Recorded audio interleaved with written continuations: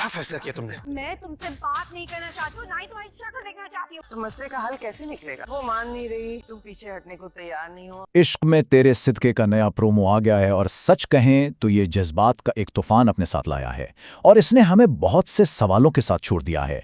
तो चलें मिलकर इस प्रोमो को डिकोड करते हैं और जानने की कोशिश करते हैं कि भाई कहानी में आगे होने क्या वाला है।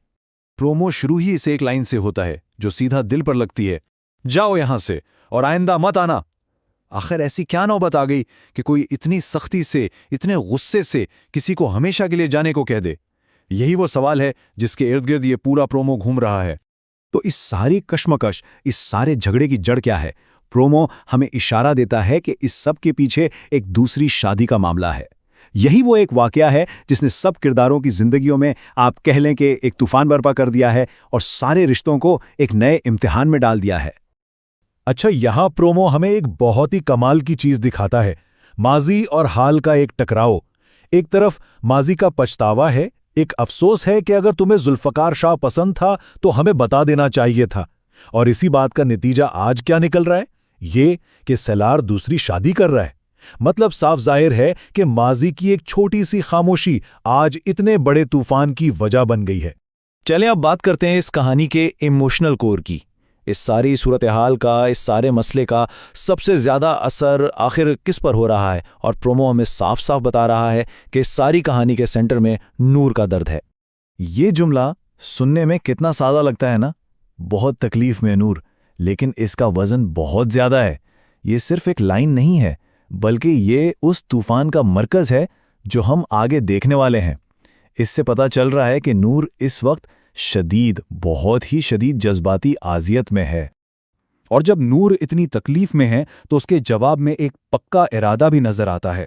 एक किरदार है जो नूर की खुशी वापस लाने के लिए किसी भी हद तक जाने को तैयार है।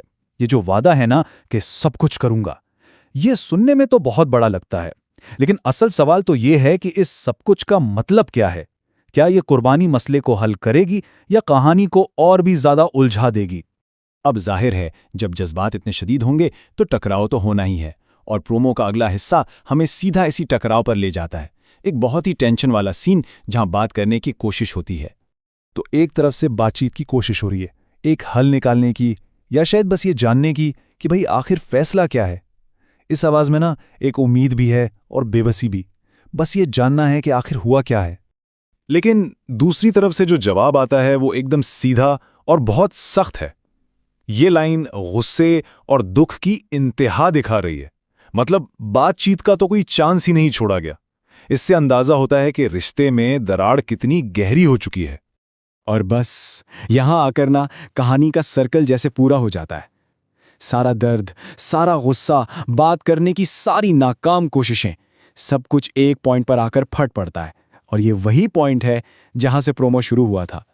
तो मतलब ये हुआ कि ये जो आखिरी फैसला सुनाया गया, ये जो घर से निकाला गया, ये दरअसल इस सारे पछतावे, दर्द और नाकाम बातचीत का नतीजा है। ये कोई एक लम्हे का गुस्सा नहीं है, बल्कि ये तो वो लावा है जो कब से अंदर पक रहा था और अब फट गया है।